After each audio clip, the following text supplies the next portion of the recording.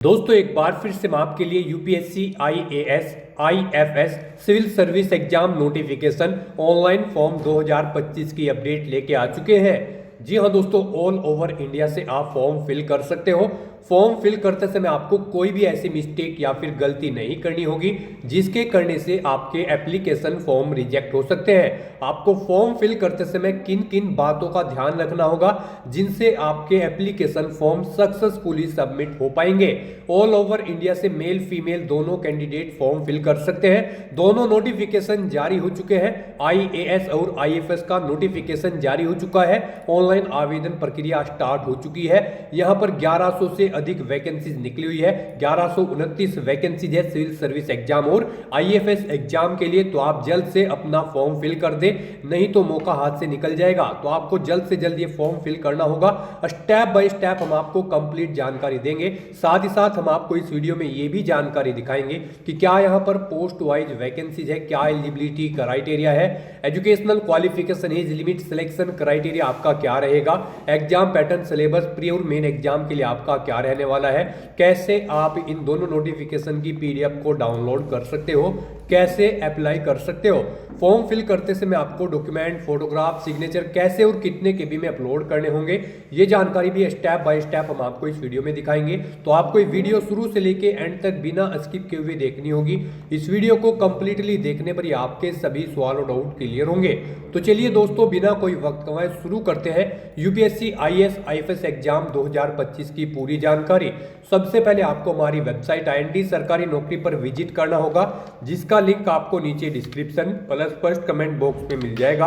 और हमारी पेज पर विजिट करके आप यहां से UPSC IAS IFS civil service exam का फॉर्म फिल कर सकते हो। जी हाँ दोस्तों, यूनियन पब्लिक सर्विस कमीशन संघ लोक सेवा आयोग यूपीएससी की ओर से नोटिफिकेशन जारी किए गए हैं। Indian civil service IAS exam 2025 और Indian forest service IFS exam 2025 के नोटिफिकेशन 1129 टोटल वैकेंसीज निकली है।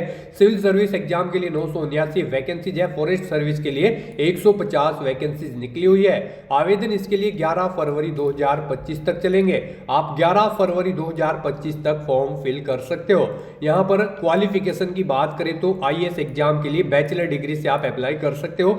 आईएफएस एग्जाम के लिए बैचलर डिग्री से अप्लाई कर सकते हो। Animal husbandry, veterinary science, botany, chemistry, geology, mathematics, physics, statistic and geology और एग्रीकल्चर किसी एक सब्जेक्ट से आप अप्लाई कर सकते हो। 21 से 32 वर्ष आयु सीमा है। फीस जनरल ओबीसी के लिए 100 रुपए है।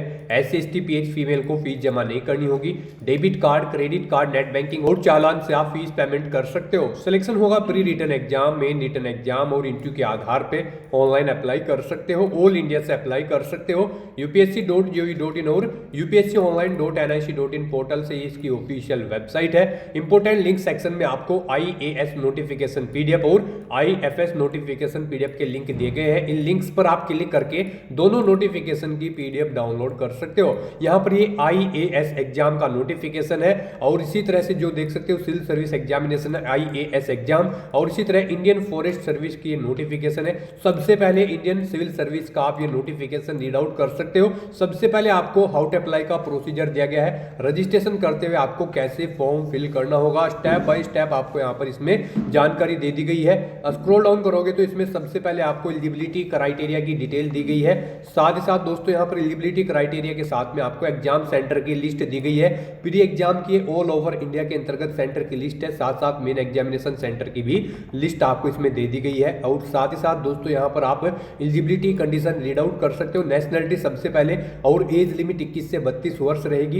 एज रिलैक्सेशन भी SC ST के लिए 5 साल की छूट है और यहाँ पर ओबीसी कैंडिडेट के लिए भी यहाँ पर 3 साल की छूट है। इसी तरह से सभी कैटेगरी के लिए एज रिलैक्सेशन दे दी गई है। स्क्रॉल डाउन करते हुए आप इस पीडीएफ से कंप्लीट डिटेल रीड आउट कर सकते हो। साथ ही साथ दोस्तों फीस पेमेंट की आपको जानकारी दी गई है। हाउ टू अप्लाई का पूरा यहाँ पर आपको रजिस्ट्रेशन से लेकर प्रिंट तक का पूरा क्राइटेरिया यहाँ पर दिया गया है कि कैसे आपको फोटोग्राफ, सिग्नेचर, डॉक्यूमेंट्स अपलोड करने होंगे और क्वालिफिकेशन की जानकारी। साथ ही साथ दोस्तों पैटर्न भी आपको दिया गया है। एग्जाम पैटर्न प्री एग्जामिनेशन का ये पैटर्न दिया गया है। 200 टोटल मार्क्स होंगे इसमें। मेन एग्जामिनेशन का भी ये पैटर्न दिया गया है। इसको भी आप स्क्रॉल डाउन करते हुए सब्जेक्ट वाइज पूरा रीड आउट कर सकते हो। साथ ही साथ यहाँ पर आप जैसे इस पीडीएफ को और स्क्रॉल डाउन करोगे तो आपको यहाँ पर इसमें सिलेबस भी डिटेल में दे दिया गया है। यहाँ पर प्री एग्जाम का सिलेबस है। 200 मार्क्स होंगे। इसका 2 घंटे का टाइम होगा। इसी तरह पेपर फर्स्ट के अंतर्गत और पेपर सेकंड में भी भी सेम इसी तरह से आपका सिलेबस रहेगा। मेन एग्जामिनेशन के लिए भी ये पूरा सिलेबस सब्जेक्ट वाइज आपको इस पीडीएफ में ही दे दिया गया है, तो स्क्रॉल डाउन करते हुए आप पूरा सिलेबस रीड आउट कर सकते हो।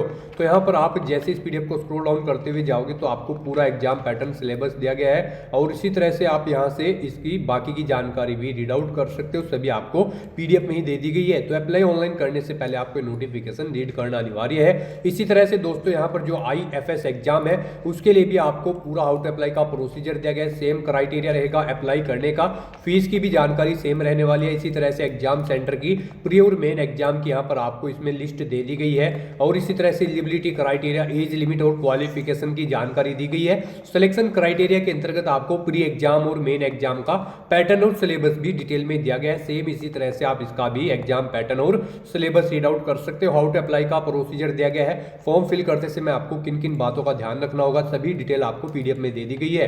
तो अप्लाई ऑनलाइन करने से पहले आपको दोनों नोटिफिकेशन की पीडीएफ रीड करना अनिवार्य है। इनको पूरा पढ़ने से आपके सभी सवाल और डाउट क्लियर होंगे। पीडीएफ रीड आउट करने के बाद में आपको अप्लाई ऑनलाइन लिंक पर क्लिक करना होगा, तो आपके सामने ऑनलाइन का इसका पोर्टल ओपन हो जाएगा। गाइस यहाँ पर अगर आपने पहले से रजिस्ट्रेशन कर रखा है तो आप ईमेल आईडी के थ्रू, अपनी ईमेल आईडी एंटर करके या फिर मोबाइल नंबर के थ्रू या फिर OTR आईडी के थ्रू लॉगिन करके अपने डैशबोर्ड में से यूपीएससी सीडीएस फर्स्ट एग्जामिनेशन 2025 का फॉर्म अप्लाई कर सकते हो। और अगर आपने अभी तक यूपीएससी की किसी भी भर्ती के लिए अप्लाई नहीं किया है, आप फर्स्ट टाइम अप्लाई करने जा रहे हो, तो सबसे पहले यहाँ पर आपको अपना वन टाइम रजिस्ट्रेशन करना होगा। उसके लिए आपको न्यू रजिस्ट्रेशन की टैब दी गई है, इस टैब पर क्लिक करें, आपके सामने OTR का फॉर्म ओपन हो जाएगा। यहाँ पर आकर आपको सबसे पहले अपना नाम एंटर करना है, अपनी 10th की मार्कशीट के अकॉर्डिंग उसे वेरीफाई कर लेना है एक बार फिर से एंटर करके। उसके बाद यहाँ पर आपसे पूछा गया है कि क्या आपने कभी अपना नाम चेंज किया है, अगर किया है तो यस करें और फिर अपना चेंज नेम यहाँ पर दें, और अगर नहीं किया है तो यहाँ पर आप नो ऑप्शन सेलेक्ट कर लें। उसके बाद आप यहाँ पर अपना जेंडर सेलेक्ट करें, उसे वेरीफाई करें, अपनी डेट ऑफ बर्थ यहाँ पर आप सिलेक्ट करें। उसके बाद वही डेट ऑफ बर्थ एक बार फिर से यहाँ पर सिलेक्ट करके उसे वेरीफाई कर ले। फिर यहाँ पर आप अपने फादर का नाम एंटर करें और उसके बाद यहाँ पर आपको अपने फादर का नाम भी वेरीफाई कर लेना है एक बार फिर से एंटर करके। उसके बाद यहाँ पर आपको अपनी मदर का नाम एंटर करना है, उसे भी वेरीफाई कर लेना है।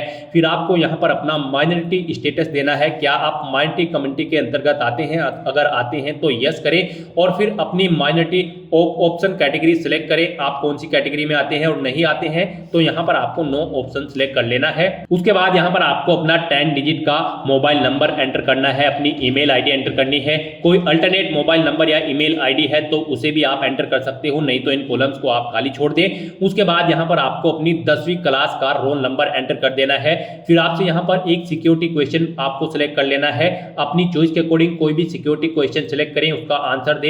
एक और क्वेश्चन आप सिलेक्ट करें यहाँ पर सिक्योरिटी क्वेश्चन 2 सेक्शन में, और उसका भी आंसर आप प्रोवाइड करा दें। उसके बाद यहाँ पर आप ये कैप्चा कोड एंटर करें और फिर सबमिट बटन पर क्लिक कर दें। नेक्स्ट आपको आपने पीछे रजिस्ट्रेशन में जो डिटेल्स प्रोवाइड कराई है उनका पूरा प्रीव्यू शो कर दिया गया है। आपको सभी डिटेल्स चेकआउट करनी है, कहीं पर कोई मिस्टेक है तो आप अपडेट/चेंज हियर ऑप्शन पर क्लिक करके चेंज कर ले, नहीं है तो आप आई एग्री इस बटन पर क्लिक कर दें। उसके बाद आपके सामने कुछ इस तरह से इंटरफेस ओपन होगा। यहाँ पर आपके रजिस्टर्ड मोबाइल नंबर और ईमेल आईडी पर OTP सबमिट किए गए हैं, वो OTP यहाँ पर आपको एंटर करने हैं और वेरीफाई OTP ऑप्शन पर क्लिक करके अपना मोबाइल नंबर और ईमेल आईडी को वेरीफाई कर लेना है। OTP वेरीफाई करने के बाद आपके रजिस्ट्रेशन का फर्स्ट स्टेप यहाँ पर कंप्लीट हो चुका है। आपको सभी डिटेल्स प्रोवाइड करा दी गई है, आपको इसका एक प्रिंट आउट ले लेना है फ्यूचर यूज के लिए, या फिर इसे नोट डाउन करके रख लेना है। साथ ही साथ आपको एक OTR आईडी प्रोवाइड कराई गई है, ये OTR आईडी और एक पासवर्ड आपको आपकी रजिस्टर्ड मेल आईडी पर भी सबमिट किए गए हैं, और ये OTR आईडी आपके रजिस्टर्ड मोबाइल नंबर पर भी सबमिट की गई है। आपको इन्हें केयरफुली नोट डाउन करके रख लेना है फ्यूचर यूज के लिए। इस स्टेप को कंप्लीट करने के बाद आपको दोबारा से यहाँ पर लॉगिन की स्टेप पर क्लिक करना है। उसके बाद आपके सामने यहाँ पर लॉगिन का इंटरफेस ओपन होगा। गाइस यहाँ पर आप OTR आईडी के थ्रू लॉगिन कर सकते हैं, या फिर मोबाइल नंबर के थ्रू, या फिर ईमेल आईडी के थ्रू।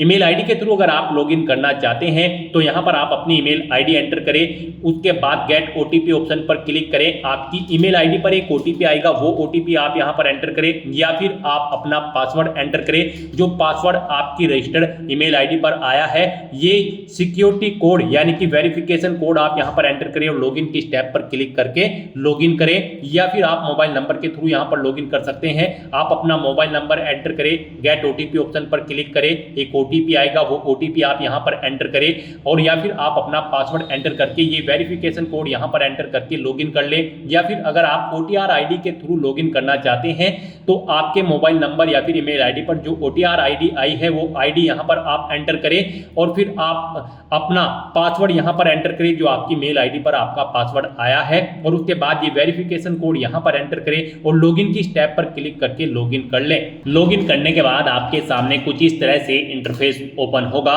यहां पर अगर आप कुछ चेंज करना चाहते हैं अपने रजिस्ट्रेशन में, जैसे कि अपने जेंडर में, तो क्लिक टू चेंज जेंडर इस ऑप्शन पर क्लिक करें और अपना जेंडर चेंज कर ले।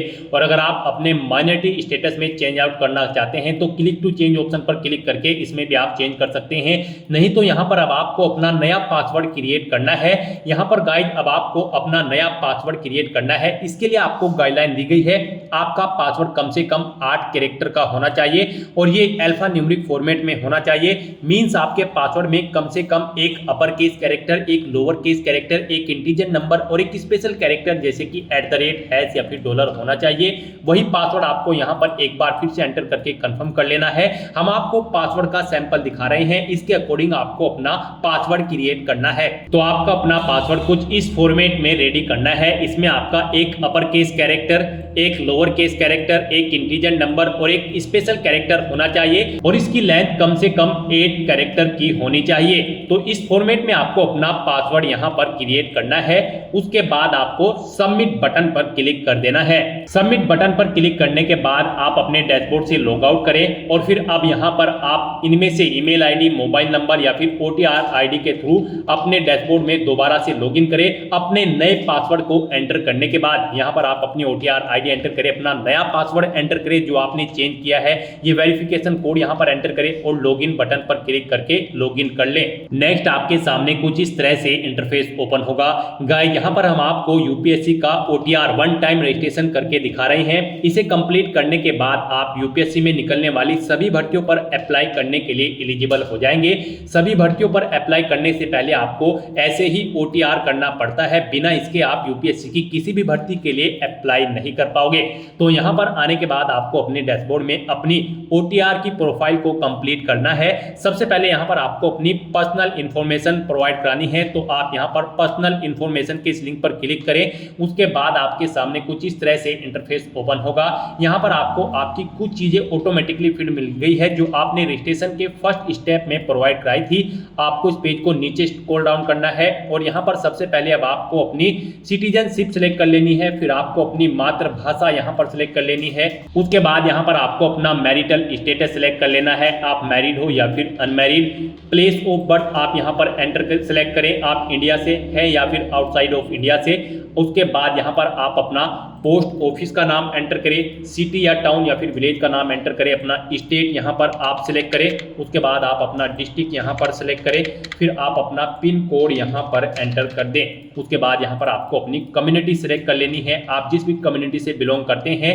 फिर अगर आप रिजर्व कैटेगरी से बिलोंग करते हो तो आप अपना कास्ट का सर्टिफिकेट नंबर यहां पर एंटर करें और फिर डेजिग्नेशन सिलेक्ट करें, किसने आपको आपका कास्ट सर्टिफिकेट प्रोवाइड कराया है, जैसे कि तहसीलदार या फिर मैजिस्ट्रेट या फिर पटवारी या फिर कलेक्टर। आप ऑप्शन सिलेक्ट करें, फिर आप स्टेट सिलेक्ट करें, किस स्टेट का आपके पास यहाँ पर ये कास्ट सर्टिफिकेट है वो यहाँ पर आप सिलेक्ट कर लें।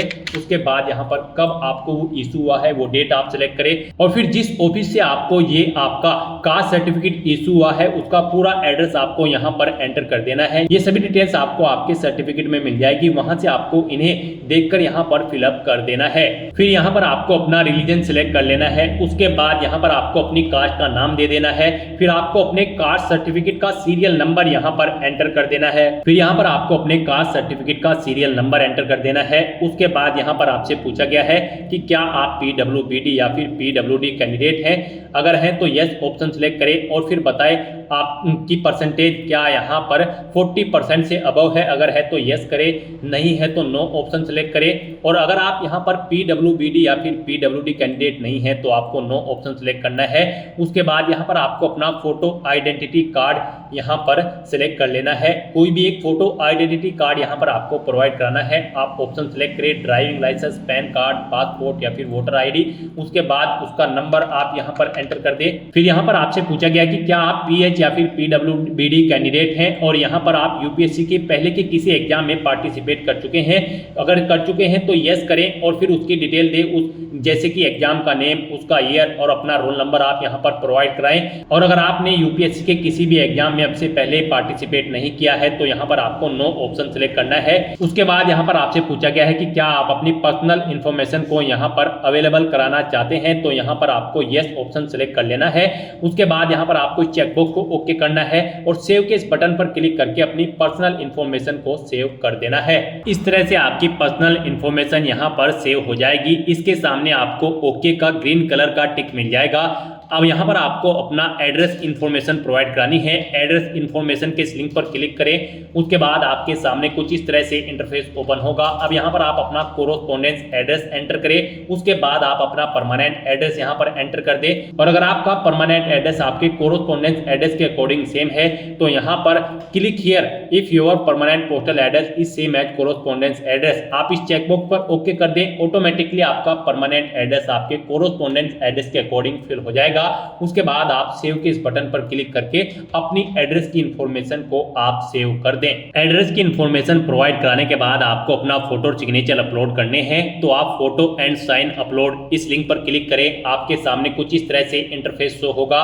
यहाँ पर आपको दी गई गाइडलाइंस के अकॉर्डिंग अपना फोटो और सिग्नेचर अपलोड करने हैं। गाइस, यहाँ पर आपका फोटोग्राफ JPG फॉर्मेट में होना चाहिए और आपका फोटो का डायमेंशन 550 पिक्सल से 1000 पिक्सल के बीच में होना चाहिए। और आपका फोटो यहाँ पर कुछ इस तरह से होना चाहिए। उसके नीचे यहाँ पर आपको अपना नाम एंटर करना है और फिर किस डेट को यहाँ पर क्रिएट हुआ है वो डेट आपको यहाँ पर एंटर कर देनी है।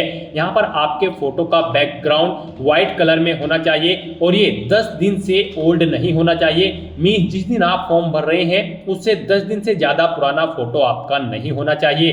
तो यहाँ पर आपको चूज फाइल बटन पर क्लिक करना है, फाइल को सिलेक्ट कर लेना है और अपना फोटो यहाँ पर आपको अपलोड कर देना है। अपना फोटो सिलेक्ट करने के बाद आपको चेकबॉक्स को ओके करना है और फिर आपको सेव बटन पर क्लिक कर देना है। और अगर आपका फोटो यहाँ पर बड़ा या छोटा है, आप उसे रिसाइज करना चाहते हैं तो यहाँ पर आप क्लिक हियर के इस लिंक पर क्लिक करें। यहाँ पर आपको पूरी गाइडलाइन दी गई है कैसे आप अपना फोटो यहाँ पर रिसाइज कर सकते हैं। यहाँ पर आपको अपने कंप्यूटर में MS पेंट ओपन कर लेना है, उसमें अपना फोटो इंपोर्ट कर लेना है और इन इंस्ट्रक्शंस को फॉलो करते हुए आपको अपना फोटो यहाँ पर रिसाइज कर लेना है।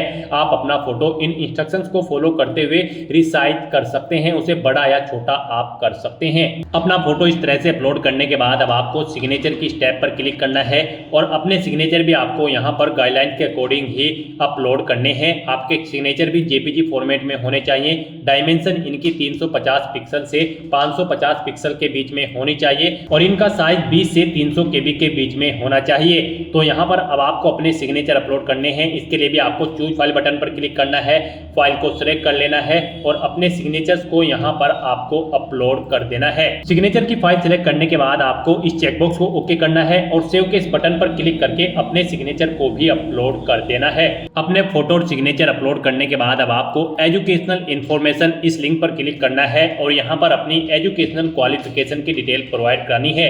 यहाँ पर सबसे पहले आपको अपनी 10वीं क्लास की डिटेल प्रोवाइड करानी है। तो यहाँ पर आपको सबसे पहले अपनी 10वीं क्लास की डिटेल प्रोवाइड करानी है।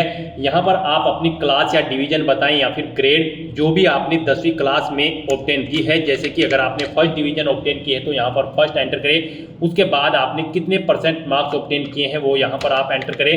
CGPA में स्कोर है तो यहाँ पर आप अपना CGPA दें, कितने में से कितने आपका CGPA है। उसके बाद पासिंग ऑफ ईयर आप प्रोवाइड कराएं, कब आपने अपना 10वीं का एग्जाम पास आउट किया है, कौन कौन से सब्जेक्ट है यहाँ पर आप एंटर करें। यहाँ पर आपको अपने सभी सब्जेक्ट के नाम एंटर कर देने हैं बिना कोई स्पेशल कैरेक्टर यूज किए हुए, जैसे कि कोमा वगैरह आपको यहाँ पर नहीं लगाना है। और अपने सभी सब्जेक्ट्स का नाम यहाँ पर आपको स्पेस देकर एंटर कर देना है। उसके बाद यहाँ पर आपको स्कूल का नाम देना है जिससे आपने अपनी 10वीं क्लास पास आउट की है।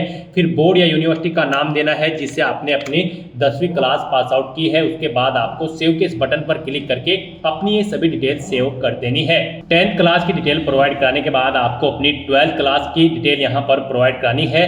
तो यहाँ पर आप अपनी 12th आपने अगर कंप्लीट कर ली है तो कंप्लीटेड ऑप्शन सेलेक्ट करें और फिर उसकी डिटेल दें। और अगर आप यहाँ पर अपीयर्ड है तो यहाँ पर आप अपीयरिंग ऑप्शन सेलेक्ट करें। उसके बाद यहाँ पर कोई डिटेल आपको प्रोवाइड नहीं करानी है। तो यहाँ पर अगर आप अपनी 12th कंप्लीट कर चुके हैं तो आपको कंप्लीटेड ऑप्शन सेलेक्ट करना है और अपनी 12th की डिटेल को यहाँ पर प्रोवाइड कराना है। यहाँ पर भी आपको सबसे पहले क्लास या डिवीजन बतानी है जो आपने 12th क्लास में ऑब्टेन की है, कितने परसेंट मार्क्स आपने ऑब्टेन किए हैं वो भी आपको एंटर करना है।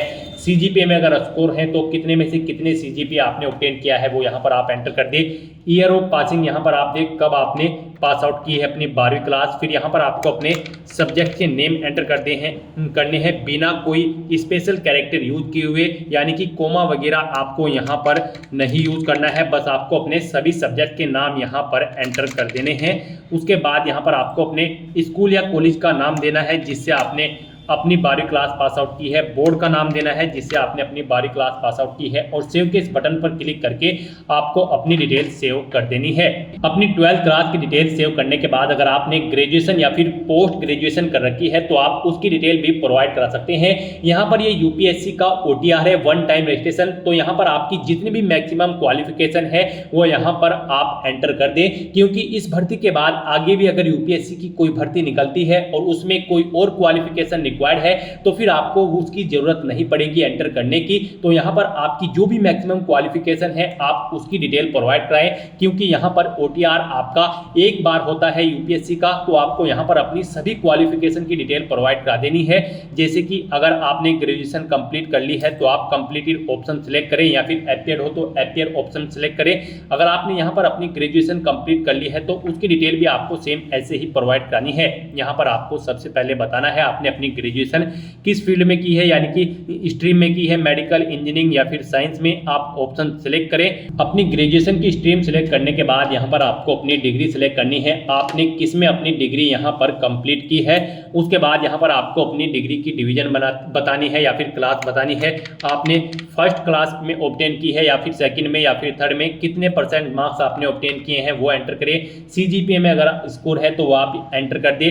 कब आपने पास आउट की है वो यहाँ पर आप एंटर करें। फिर सब्जेक्ट कौन कौन से थे वो यहाँ पर आप एंटर कर दे बिना कोई स्पेशल कैरेक्टर यूज किए हुए। उसके बाद यहाँ पर आपसे पूछा गया है आपके स्कूल का नाम, किससे आपने अपनी डिग्री कंप्लीट की है। फिर बोर्ड या यूनिवर्सिटी का नाम यहाँ पर आप सिलेक्ट करें। उसके बाद यहाँ पर आपको अपने ग्रेजुएशन सर्टिफिकेट का नंबर एंटर कर देना है। उसके बाद कब आपको वो इशू हुआ है आपका सर्टिफिकेट, वो डेट आपको सिलेक्ट कर लेनी है। आपको डेजिग्नेशन बतानी है इशूइंग अथॉरिटी की जिसने आपको ये सर्टिफिकेट इशू किया है। उसके बाद आपको फुल एड्रेस यहाँ पर उस अथॉरिटी का एंटर कर देना है। फिर यहाँ पर आपको पूछा गया है कि क्या आपने बेसिक एजुकेशनल क्वालिफिकेशन या फिर हायर क्वालिफिकेशन ऑब्टेन की है फॉरेन इंस्टीट्यूट से। अगर की है तो यस करें और फिर उसकी डिटेल दे, नहीं की है तो आप नो ऑप्शन सेलेक्ट कर लें। उसके बाद यहाँ पर आपको सेव के इस बटन पर क्लिक करके अपनी डिटेल्स को सेव कर देना है। इस तरह से अपनी ग्रेजुएशन की डिटेल सेव करने के बाद अगर आपने पोस्ट ग्रेजुएशन कर रखी है तो आप पोस्ट ग्रेजुएशन की टैब पर क्लिक करें और सेम ऐसे ही अपनी पोस्ट ग्रेजुएशन की डिटेल प्रोवाइड करा दें। तो यहाँ पर आपने जो भी मैक्सिमम क्वालिफिकेशन कर रखी है तो उसकी डिटेल आप प्रोवाइड करा दें और उन्हें सेव करने के बाद आपको फिर डॉक्यूमेंट्स अपलोड इस लिंक पर क्लिक करना है। नेक्स्ट यहाँ पर आपको अपने कुछ डॉक्यूमेंट्स अपलोड करने हैं। यहाँ पर आपको अपनी 10वीं की मार्कशीट और यहाँ पर 12वीं की मार्कशीट और फोटो आईडी प्रूफ आपको अपलोड करना है। और अगर आप यहाँ पर SC ST OBC कैंडिडेट हैं तो यहाँ पर आपको अपना कास्ट सर्टिफिकेट भी अपलोड करना है। फिर यहाँ पर अगर आप एज में रिलेक्शन चाहते हैं तो अपने एज रिलेक्शन का क्लेम सर्टिफिकेट अपलोड कर दें। हिल एरिया से अगर आप बिलोंग करते हो तो हिलिंग सर्टिफिकेट आपको अपलोड करना होगा। अगर आप अरुणाचल प्रदेश, मणिपुर, मेघालय, मिजोरम या फिर नागालैंड या फिर सिक्किम से हैं। अगर आपने पोस्ट ग्रेजुएशन से ऊपर भी यहाँ पर कोई हायर क्वालिफिकेशन कर रखी है तो उसके डॉक्यूमेंट सर्टिफिकेट आपको अपलोड अपलोड करने हैं। अचीवमेंट अगर आपके पास है किसी फील्ड में या फिर अवार्ड आपने जीता है तो उसके डॉक्यूमेंट भी आप अपलोड कर सकते हैं। यहाँ पर जिनके ऊपर रेड कलर का स्टार बना हुआ है वो डॉक्यूमेंट आपको यहाँ पर जरूर अपलोड करने हैं। आपका डॉक्यूमेंट्स यहाँ पर PDF फॉर्मेट में होने चाहिए और उनका मैक्सिमम साइज 1 MB रखा गया है। आपको चूज फाइल बटन पर क्लिक करना है, फाइल को सिलेक्ट कर लेना है और 1 बाय 1 करके अपने इन सभी डॉक्यूमेंट्स को आपको अपलोड कर देना है। अपने इन सभी डॉक्यूमेंट्स को सक्सेसफुली अपलोड करने के बाद आपको पेरेंटल इंफॉर्मेशन इस लिंक पर क्लिक कर देना है। उसके बाद आपके सामने कुछ इस तरह से इंटरफेस ओपन होगा।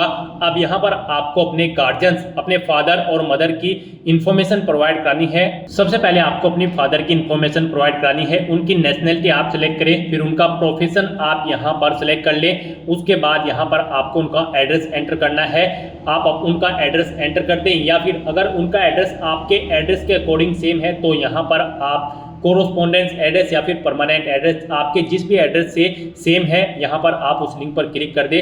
ऑटोमेटिकली उनका एड्रेस भी आपके एड्रेस के अकॉर्डिंग फिल हो जाएगा। और अगर आपके फादर यहाँ पर सर्विस में हैं या फिर रिटायर्ड हो चुके हैं तो उनकी पोस्ट का नाम यहाँ पर आपको एंटर करना है। उनकी एनुअल इनकम यहाँ पर आपको एंटर करनी है। फिर यहाँ पर वो कौन से स्टेट से बिलोंग करते हैं वो स्टेट आपको सेलेक्ट कर लेना है, डिस्ट्रिक्ट सेलेक्ट कर लेना है उनका। और इस तरह से अपनी डिटेल्स फिल करने के बाद आपको सेव बटन पर क्लिक करके अपने फादर की डिटेल को सेव कर देना है। और उसके बाद आपको मदर इन्फॉर्मेशन इस टैब पर क्लिक करके अपनी मदर की इन्फॉर्मेशन भी सेम ऐसे ही यहाँ पर आपको प्रोवाइड करानी है। मदर की इन्फॉर्मेशन में भी आपको सबसे पहले अपनी मदर की नेशनलिटी सेलेक्ट कर लेनी है, उनका प्रोफेशन आपको सेलेक्ट कर लेना है और उनका एड्रेस भी आप यहाँ पर एंटर कर सकते हो। नहीं तो यहाँ पर आप कोरोस्पोंडेंस या फिर परमानेंट एड्रेस या फिर फादर एड्रेस ऑप्शन सेलेक्ट करके इन्हीं का एड्रेस यहाँ पर फिल हो जाएगा जिस भी लिंक पर आप क्लिक करेंगे। उसके बाद अगर वो यहाँ पर कार्यरत है यानी कि सर्विस करती हैं या फिर रिटायर्ड हो चुकी है तो उनकी पोस्ट का नाम यहाँ पर आप एंटर कर दें। उनकी एनुअल इनकम कितनी है वो यहाँ पर आप एंटर कर दें। नहीं है तो आप नॉट एप्लीकेबल यहाँ पर एंटर कर सकते हैं। और अगर एनुअल इनकम नहीं है तो यहाँ पर आप 0 एंटर कर सकते हैं। उसके बाद आपकी माता किस स्टेट से बिलोंग करती है यहाँ पर आप उस स्टेट का नाम सेलेक्ट करें। उसके बाद डिस्ट्रिक्ट सेलेक्ट करें और फिर उनकी ये डिटेल सेव के इस बटन पर क्लिक करके सेव कर दें। नेक्स्ट यहाँ पर आपको अपनी एम्प्लॉयमेंट इन्फॉर्मेशन प्रोवाइड करानी है। आपको एम्प्लॉयमेंट इन्फॉर्मेशन के इस लिंक पर क्लिक करना है। उसके बाद आपके सामने कुछ इस तरह से इंटरफेस ओपन होगा। यहाँ पर आपसे पूछा गया है आप सेंट्रल गवर्नमेंट के एम्प्लॉय हैं या फिर स्टेट गवर्नमेंट में आपने सर्विस की है या फिर PSU में या फिर किसी प्राइवेट सेक्टर में या फिर किसी अदर में आप ऑप्शन सेलेक्ट करें और फिर उसकी डिटेल दें। और अगर आप एम्प्लॉय नहीं है आपको यहाँ पर नॉट एम्प्लॉयड ऑप्शन सेलेक्ट करना है और फिर आपको यहाँ पर नो ऑप्शन सेलेक्ट करने हैं और सेव बटन पर क्लिक कर देना है। इस तरह से आपकी एम्प्लॉयमेंट इंफॉर्मेशन यहाँ पर सेव हो जाएगी। उसके बाद आपको UPSC एग्जामिनेशन इंफॉर्मेशन इस लिंक पर क्लिक करना है। उसके बाद आपके सामने कुछ इस तरह से इंटरफेस ओपन होगा। यहाँ पर आपसे पूछा गया है कि क्या आपको UPSC ने कभी एग्जाम में बैठने से रोका है। अगर रोका है तो यस करें और फिर उसकी डिटेल दे। नहीं रोका है तो यहाँ पर आप नो ऑप्शन सेलेक्ट कर ले। फिर आपसे पूछा गया है कि क्या आप UPSC के प्रीवियस ईयर के एग्जामिनेशन में भी पार्टिसिपेट किए हैं। अगर किए हैं तो यस करें और फिर उसकी डिटेल दे। नहीं किए हैं तो आप नो ऑप्शन सेलेक्ट कर लें। और फिर आपसे पूछा गया है कि लास्ट के कुछ ईयर में आपने सिविल सर्विस एग्जामिनेशन में पार्टिसिपेट किया है और आपको सर्विस या फिर पोस्ट ऑफर्ड हुई है। अगर हुई है तो यस करें और उसकी डिटेल दे। नहीं हुई है तो आपको नो ऑप्शन सेलेक्ट कर लेना है। इस तरह से अपनी डिटेल्स फिल करने के बाद अब आपको सेव के इस बटन पर क्लिक करना है, अपनी डिटेल को सेव कर देना है और फिर आपको achievement, prizes, medals and other इस लिंक पर क्लिक कर देना है और यहाँ पर अपनी अचीवमेंट्स की डिटेल आपको प्रोवाइड करानी है। यहाँ पर अगर आपने यूनिवर्सिटी या फिर स्टेट या फिर नेशनल लेवल पर किसी गेम में पार्टिसिपेट किया है और आपको कोई प्राइज या फिर मेडल या फिर स्कॉलरशिप मिली है तो यहाँ पर आप उसकी डिटेल दे सकते हैं।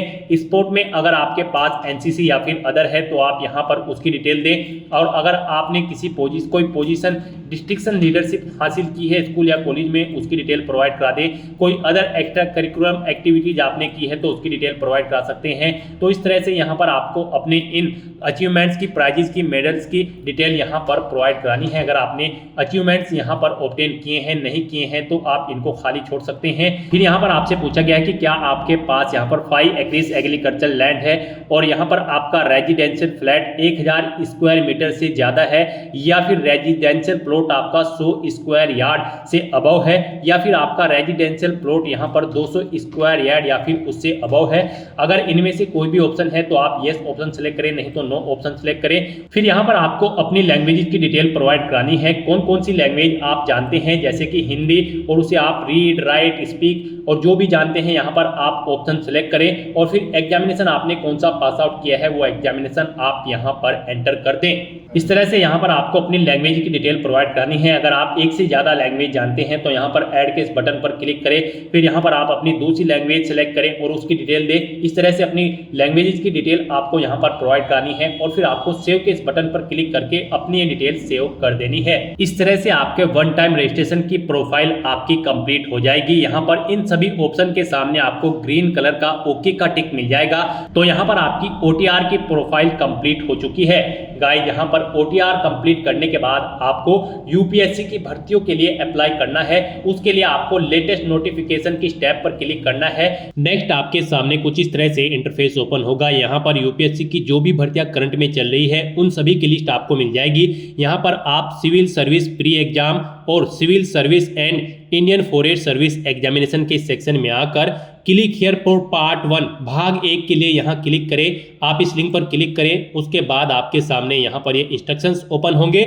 आपको इन्हें रीड करना है, पेज को नीचे स्क्रॉल करना है और यस हाँ इस ऑप्शन पर क्लिक कर देना है। उसके बाद आपको ओके के पॉपअप पर क्लिक कर देना है। नेक्स्ट आपके सामने कुछ इस तरह से इंटरफेस ओपन होगा। यहाँ पर आपका भाग 1 का जो पंजीकरण है वो यहाँ पर आपका ऑटोमेटिकली आपके ओटीआर से फिलअप कर दिया गया है। सभी ओके के निशान आपको यहाँ पर शो हो जाएंगे। उसके बाद यहाँ पर आपको चेकबॉक्स को ओके करना है और आई एग्री इस ऑप्शन पर क्लिक कर देना है। फिर आपको आपके डैशबोर्ड में रिडायरेक्ट कर दिया जाएगा। यहाँ पर आप पार्ट 1 के लिए अप्लाई कर चुके हो। अब आपको यहाँ पर भाग 2 के लिए यहाँ क्लिक करें, इस लिंक पर क्लिक कर देना है। उसके बाद आपके सामने यहाँ पर कुछ इस तरह से इंटरफेस ओपन होगा। यहाँ पर भी आपको मोस्टली सभी चीज़ें ऑटोमेटिकली फिल मिल जाएगी। आपकी ओटीआर से यहाँ पर फिलअप इनको कर दिया गया है। अब यहाँ पर बस आपको अपनी एजुकेशनल क्वालिफिकेशन की डिटेल देनी है। यहाँ पर आप पास आउट हो चुके हो या फिर फाइनल ईयर में अपेयर्ड हो ग्रेजुएशन में, यहाँ पर आप ऑप्शन सेलेक्ट करें। पास आउट अगर आप हैं तो फिर यहाँ पर आप सेलेक्ट करें किस सब्जेक्ट में आपने अपनी यहाँ पर ग्रेजुएशन कंप्लीट की है, आप ऑप्शन सेलेक्ट करें। फिर आपसे पूछा गया है आप किस परीक्षा के लिए सम्मिलित होना चाहते हैं, आईएएस सिविल सर्विस या फिर इंडियन फॉरेस्ट सर्विस या फिर दोनों के लिए। आप अपनी चॉइस के अकॉर्डिंग यहाँ पर ऑप्शन सेलेक्ट करें। यहाँ पर गाइड आपको Indian civil service IAS exam में पार्टिसिपेट करने के लिए आपके पास बैचलर डिग्री यानी कि ग्रेजुएट डिग्री होनी जरूरी है किसी भी डिसिप्लिन के अंतर्गत किसी वेल रिकॉग्नाइज्ड यूनिवर्सिटी से। और अगर आप IFS Indian forest service exam के लिए अप्लाई करना चाहते हैं तो आपके पास बैचलर डिग्री होनी जरूरी है और उसमें आपके पास एक सब्जेक्ट के रूप में होना चाहिए सब्जेक्ट जैसे कि animal husbandry and veterinary science या फिर बोटनी के अंतर्गत या फिर केमिस्ट्री या फिर जियोलॉजी या फिर मैथमेटिक्स या फिर फिजिक्स स्टैटिक्स एंड जियोलॉजी या फिर एग्रीकल्चर या फिर इसके इक्विवेलेंट में आपके पास ग्रेजुएट डिग्री होनी चाहिए। तो यहाँ पर आप अपनी एजुकेशनल क्वालिफिकेशन के सब्जेक्ट सेलेक्ट करें और फिर यहाँ पर आप बताएं आईएएस आईएफएस या फिर दोनों के लिए अप्लाई करना चाहते हैं। उसके बाद यहाँ पर आपको आपका एड्रेस भी ऑटोमेटिकली फिट मिल जाएगा। यहाँ पर आप इस पेज को नीचे स्क्रॉल डाउन करें और फिर कंटिन्यू / आगे बढ़ें इस ऑप्शन पर क्लिक कर दें। नेक्स्ट आपके सामने कुछ इस तरह से इंटरफेस ओपन होगा। अब यहाँ पर आपसे पूछा गया है क्या आप एज में रिलैक्सेशन चाहते हैं, अगर चाहते हैं तो यस करें, नहीं तो नो ऑप्शन सेलेक्ट करें। फिर यहाँ पर आपको आपकी ग्रेजुएशन की जो डिग्री है उसका सर्टिफिकेट आपको दिखा दिया गया है। आप यू डॉक्यूमेंट अपलोडेड इस ऑप्शन पर क्लिक करके अपनी एजुकेशनल क्वालिफिकेशन ग्रेजुएट डिग्री की जो डिग्री है उसे चेकआउट कर सकते हो। ऐसे ही आप यहाँ पर अपनी रिजर्व कैटेगरी का जो सर्टिफिकेट है उसे भी चेकआउट कर सकते हो। यू डॉक्यूमेंट अपलोडेड इस ऑप्शन पर क्लिक करके ये डॉक्यूमेंट आपने रजिस्ट्रेशन टाइम पे अपलोड किए थे, आप इन्हें चेकआउट कर सकते हो। उसके बाद यहाँ पर आपको कंटिन्यू / आगे बढ़े इस ऑप्शन पर क्लिक करना है।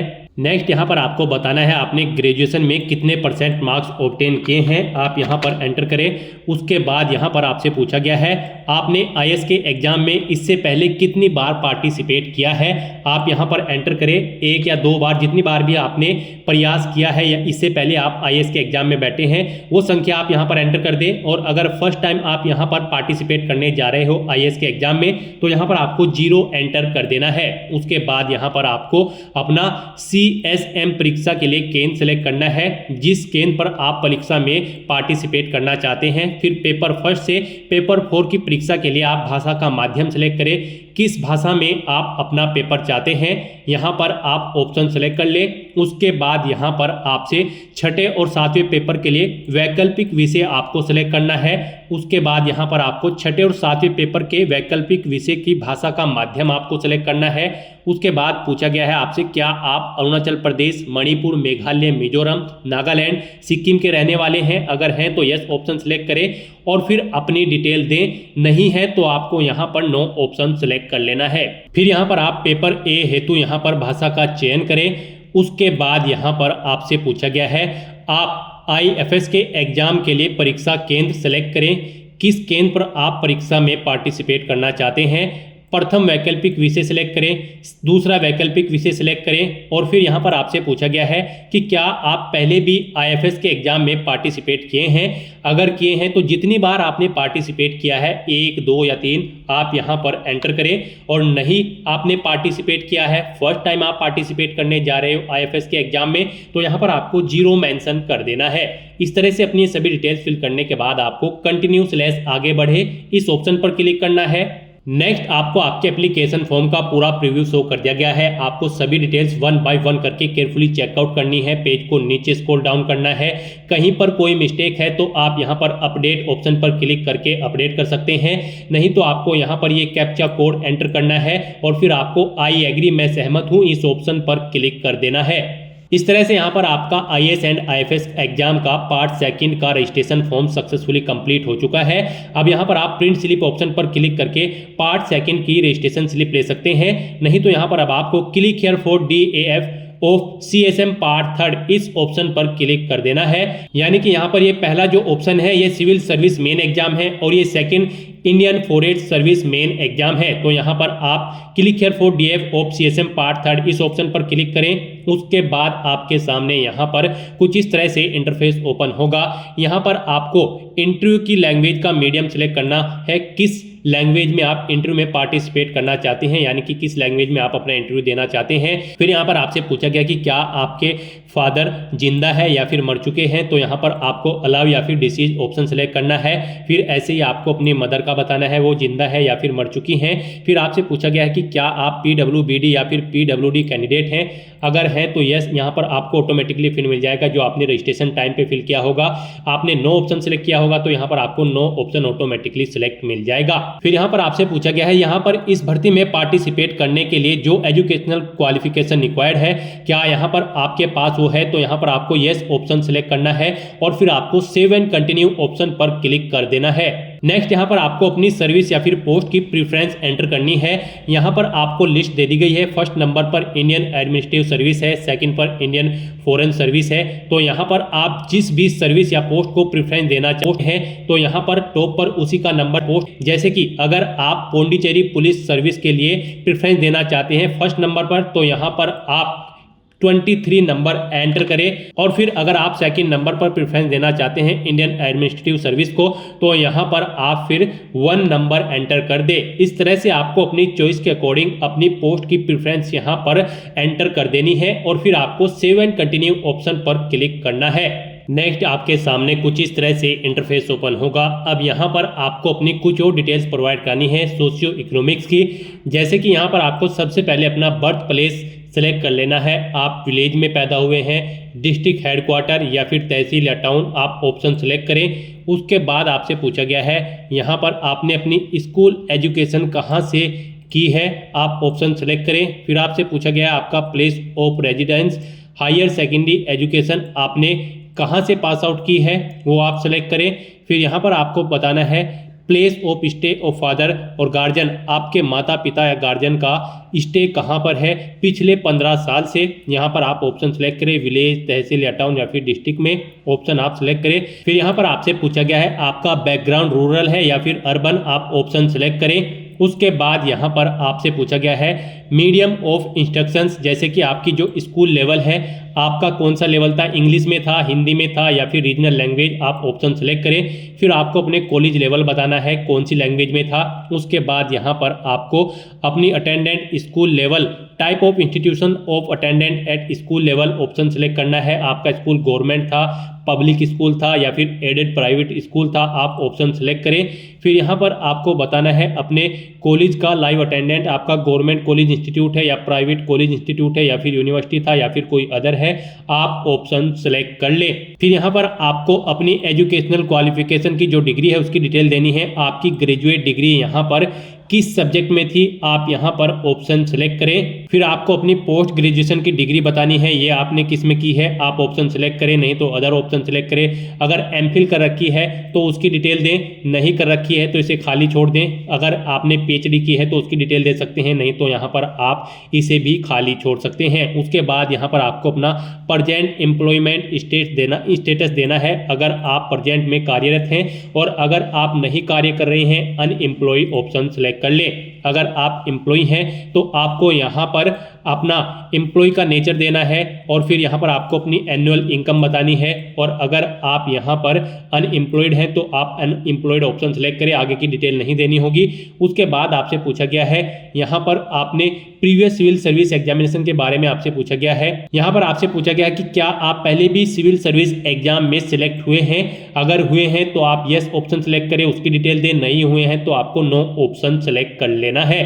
फिर यहाँ पर आपसे पूछा गया कि क्या आप इससे पहले भी किसी कॉम्पिटिटिव एग्जाम में पार्टिसिपेट कर चुके हैं, अगर कर चुके हैं तो यहाँ पर आप ऑप्शन सेलेक्ट करें, नहीं तो अगर नहीं है इनमें वो एग्जाम तो आप any other examination option select करें। इस तरह से यहाँ पर आपको 3 एग्जाम बताने हैं, क्या आप यहाँ पर किसी एग्जामिनेशन में सिलेक्ट हुए हैं, अगर हुए तो एग्जाम सेलेक्ट करें, नहीं तो आप any other examination option select कर लें। फिर यहाँ पर आपसे पूछा गया है आप सिविल सर्विस क्यों ज्वाइन करना चाहते हैं, फर्स्ट प्रायोरिटी आप किसे देना चाहते हैं, job security, job satisfaction, power या फिर बेटर पे या फिर बेटर सर्विस कंडीशन, आप यहाँ पर ऑप्शन सेलेक्ट करें। और उसके बाद यहाँ पर आप सेकंड प्रायोरिटी पे भी ऑप्शन सेलेक्ट कर लें। नेक्स्ट यहाँ पर आपसे पूछा गया है आपका बैकग्राउंड ऑफ पेरेंट्स गार्जियन, यानी कि आपके गार्जियंस का बैकग्राउंड के बारे में यहाँ पर आपसे पूछा गया है। आपको अपने फादर या फिर गार्जियन की क्वालिफिकेशन सिलेक्ट कर लेनी है, अपनी मदर की क्वालिफिकेशन आपको सिलेक्ट कर लेनी है। फिर आपसे पूछा गया है आपको सिविल सर्विस एग्जाम के बारे में कैसे पता चला है, आप यहाँ पर ऑप्शन सेलेक्ट करें, एम्प्लॉयमेंट न्यूज या फिर डेली न्यूज़पेपर या फिर यूपीएससी की वेबसाइट से आप ऑप्शन सेलेक्ट करें। If source is employment news, daily newspaper, तो यहाँ पर आप एम्प्लॉयमेंट न्यूज या न्यूज़पेपर का नाम एंटर कर दें। फिर यहाँ पर आपके सिविल सर्विस एग्जाम की कोचिंग के बारे में आपसे पूछा गया है, यहाँ पर आपने सिविल सर्विस प्री एग्जाम के लिए कहाँ से कोचिंग की है, government institute, university, private coaching centre या फिर अदर, आप ऑप्शन सेलेक्ट करें। फिर आप सिविल सर्विस मेन एग्जाम के लिए बताना है कहाँ से आपने कोचिंग की है, यहाँ पर भी आप ऑप्शन सेलेक्ट कर लें। फिर आपसे पूछा गया है आपने सिविल सर्विस पर्सनैलिटी टेस्ट के लिए कहाँ से कोचिंग की है, आप यहाँ पर भी ऑप्शन सेलेक्ट कर लें। उसके बाद आपको सिविल सर्विस प्री एग्जामिनेशन की डिटेल देनी है, नंबर ऑफ अटेम्प्ट मेड, यहाँ पर कितनी बार आपने सिविल सर्विस प्री एग्जाम में अब से पहले पार्टिसिपेट किया है, जितनी बार भी किया है वो यहाँ पर आप एंटर करें, नहीं किया है तो 0 एंटर करें। फिर नंबर ऑफ टाइम क्वालिफाई, यहाँ पर अगर आप 1 या 2 या 3 बार पार्टिसिपेट कर चुके हैं तो कितनी बार आपने क्वालिफाई किया है वो नंबर आप दे दें, नहीं किया है तो 0 आप यहाँ पर एंटर कर दें। फिर आपको सिविल सर्विस मैन एग्जाम के बारे में भी ऐसी ही अपनी जानकारी देनी है, कितनी बार आप अपियर हुए हैं, कितनी बार आपने क्वालिफाई किया है वो आप एंटर करें। फिर यहाँ पर आपको ऑप्शनल सब्जेक्ट के बारे में बताना है, optional subject in previous years main examination if applicable में आपको यहाँ ऑप्शन सेलेक्ट कर लेना है। फिर यहाँ पर आपको बताया गया है आपने जो ऑप्शनल सब्जेक्ट सेलेक्ट किया है वो आपकी जो कॉलेज या यूनिवर्सिटी में कोर्स था उससे बिल्कुल डिफरेंट है, तो यहाँ पर आप सेम चाहते हैं, सेम सब्जेक्ट या फिर डिफरेंट सब्जेक्ट, ऑप्शन सेलेक्ट कर ले। फिर यहाँ पर अगर आप सिविल सर्विस एग्जाम में कोई इंप्रूवमेंट करना चाहते हैं जैसे कि सिलेबस, एग्जामिनेशन सिस्टम या फिर पर्सनैलिटी टेस्ट में, तो उसके लिए आप यहाँ पर सजेशन दे सकते हैं। यहाँ पर मैक्सिमम 200 वर्ड आप राइट कर सकते हैं अपनी सजेशन देने के लिए। उसके बाद यहाँ पर आपको सेव एंड कंटिन्यू ऑप्शन पर क्लिक कर देना है। नेक्स्ट आपके सामने कुछ इस तरह से इंटरफेस शो होगा। आप प्रीव्यू एप्लीकेशन इस लिंक पर क्लिक करके अपनी एप्लीकेशन फॉर्म का प्रीव्यू चेकआउट कर सकते हो, उसका एक हार्ड कॉपी प्रिंट आउट ले सकते हो। फिर यहाँ पर आपसे पूछा गया है क्या आपने अपने एप्लीकेशन फॉर्म का प्रीव्यू चेकआउट कर लिया है, तो यहाँ पर आप यस ऑप्शन सेलेक्ट करें और फिर आप पार्ट 3 फाइनल सबमिट इस ऑप्शन पर क्लिक कर दें। इस तरह से यहाँ पर आपका आईएएस पार्ट 3 का जो फॉर्म है वो कंप्लीट हो चुका है। आप आईएफएस के लिए अब अप्लाई करेंगे। उसके लिए आपको click here for detail application form of IFS part 3 इस लिंक पर क्लिक करना है। आपके सामने फिर यहाँ पर कुछ इस तरह से इंटरफेस ओपन होगा। यहाँ पर आपसे पूछा गया है क्या आपके फादर अभी जिंदा है या मर चुके हैं। आपको ऑप्शन सेलेक्ट करना है अलाइव या फिर डिसीज। फिर आपसे पूछा गया है क्या आपकी माताजी जिंदा है या फिर मर चुकी है। आप ऑप्शन सेलेक्ट करें अपने अकॉर्डिंग। फिर आपको यहाँ पर आप बता दिया गया है आपने जो पीडब्ल्यूबीडी या पीडब्ल्यूडी कैंडिडेट हैं तो आपके अकॉर्डिंग यहाँ पर ऑप्शन आपको ऑटोमेटिकली फिर मिल जाएगा जो आपने रजिस्ट्रेशन टाइम पे फिल किया था। फिर आपसे पूछा गया है यहाँ पर एजुकेशनल क्वालिफिकेशन दी गई रिक्वायरमेंट के अकॉर्डिंग आपकी है, तो यहाँ पर आपको यस ऑप्शन सेलेक्ट करना है और फिर आपको सेव एंड कंटिन्यू ऑप्शन पर क्लिक कर देना है। उसके बाद आपके सामने कुछ इस तरह से इंटरफेस ओपन होगा। अब यहाँ पर भी आपको प्रीव्यू एप्लीकेशन इस ऑप्शन पर क्लिक करके अपने एप्लीकेशन फॉर्म का एक प्रीव्यू चेकआउट कर लेना है और उसका एक हार्ड कॉपी प्रिंट आउट ले लेना है फ्यूचर यूज के लिए, फ्यूचर रेफरेंस के लिए। और यहाँ पर आपसे पूछा गया है क्या आपने अपने एप्लीकेशन फॉर्म का प्रीव्यू चेकआउट कर लिया है, तो यहाँ पर आपको यस ऑप्शन सेलेक्ट करना है। उसके बाद पेज को नीचे स्क्रॉल डाउन करना है और फिर आपको यहाँ पर पार्ट 3 फाइनल सबमिट इस ऑप्शन पर क्लिक कर देना है। इस तरह से यहाँ पर आपके एप्लीकेशन फॉर्म के रजिस्ट्रेशन के सभी पार्ट कंप्लीट हो जाएंगे। अब आपको आपके डैशबोर्ड में आकर centre selection and agreeing to declaration इस लिंक पर क्लिक कर देना है। उसके बाद आपके सामने कुछ इस तरह से इंटरफेस ओपन होगा। अब यहाँ पर आप अपना एग्जामिनेशन सेंटर सेलेक्ट करें जहाँ पर आप एग्जाम में पार्टिसिपेट करना चाहते हैं। उसके बाद यहाँ पर आपको डिक्लेरेशन घोषणा पत्र को रीड करना है और फिर आपको यहाँ पर I have read the declaration and agree, मैंने घोषणा पत्र को पढ़ लिया है और मैं सहमत हूँ। अब आपको यहाँ पर इस ऑप्शन पर क्लिक कर देना है फाइनली सबमिट। इस तरह से आपका एप्लीकेशन फॉर्म सक्सेसफुली सबमिट हो जाएगा। अब यहाँ पर आपको for application status of civil service pre examination 2025 इस लिंक पर क्लिक कर देना है। उसके बाद आपके सामने कुछ इस तरह से इंटरफेस ओपन होगा। यहाँ से आप चेकआउट कर सकते हो आपका आईएएस और आईएफएस का जो एग्जाम है सिविल सर्विस एग्जाम, इनमें यहाँ पर आपको सभी स्टेप में कंप्लीटेड ऑप्शन शो हो जाएगा और आप यहाँ पर क्लिक हियर लिंक पर क्लिक करके अपने एप्लीकेशन फॉर्म का एक हार्ड कॉपी प्रिंट आउट ले सकते हो फ्यूचर यूज के लिए, फ्यूचर रेफरेंस के लिए। गाइस हमने यहाँ पर आपको ये फॉर्म एससी कैटेगरी से फिल करके दिखाया है। SC, ST, pH female candidate को फीस जमा नहीं करानी है, बिल्कुल फ्री ऑफ कॉस्ट वो अप्लाई कर सकते हैं। और अगर आप जनरल या फिर ओबीसी कैंडिडेट हैं तो आपको 100 रुपये फीस के रूप में जमा कराने होंगे debit card, credit card, net banking या फिर चालान फॉर्म के थ्रू। तो यहाँ पर आप अपना फीस पेमेंट कर दें अगर आप जनरल या ओबीसी कैंडिडेट हैं, उसके बाद फिर आपका फॉर्म कंसिडर होगा। तो दोस्तों ऐसे आप UPSC civil service exam IAS और आईएफएस के लिए अपने फॉर्म अप्लाई कर सकते हो बिना कोई मिस्टेक किए हुए। आज की इस वीडियो में बस इतना ही। आई होप ये वीडियो आपको पसंद आई होगी। अगर पसंद आई हो तो इसे लाइक और शेयर करें। चैनल पर नए हो तो इसे सब्सक्राइब कर लें। Thanks for watching.